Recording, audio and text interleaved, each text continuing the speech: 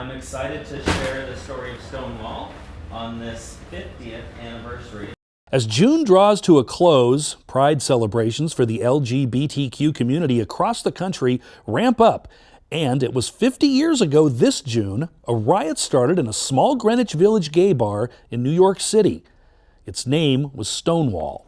And those riots ended up being the beginning of an uprising of civil rights for our nation's LGBTQ community. It's so important to think about pre-Stonewall because certainly during that time homosexuality was illegal, people were being incarcerated, people were being institutionalized. Dr. Karen Fredrickson Goldson is a professor and director of Healthy Generations Hartford Center of Excellence at the University of Washington in Seattle. She says before the Stonewall uprising in New York City in June of 1969, members of the LGBTQ community had no voice and little support from society in general.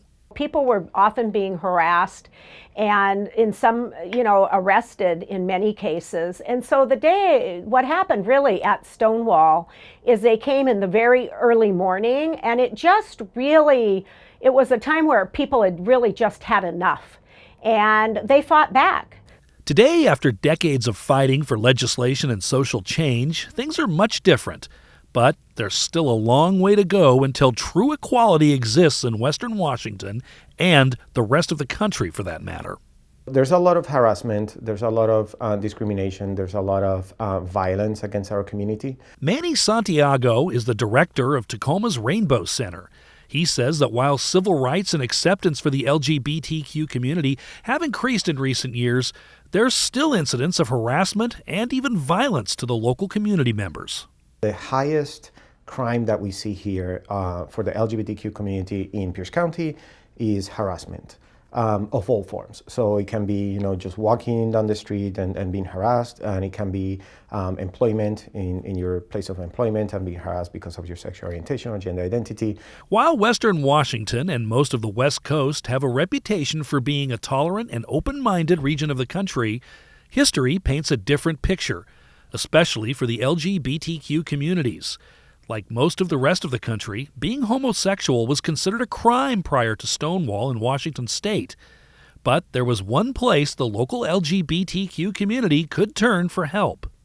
There was a professor in 1967 that was just pre-Stonewall here, who actually started the first organization here called the Dorian group at the Dorian House, and they were actually providing some place to socialize and some support. And while Seattle's Dorian House is no more, there are now numerous organizations that provide a plethora of services for the community. Places like the Rainbow Center in downtown Tacoma. The reason for the Rainbow Center is to actually connect the community to the services that they need, to advocate for the community, to celebrate our community. While many pride parades and celebrations are happening in late June, the city of Tacoma holds its Pride Parade in July.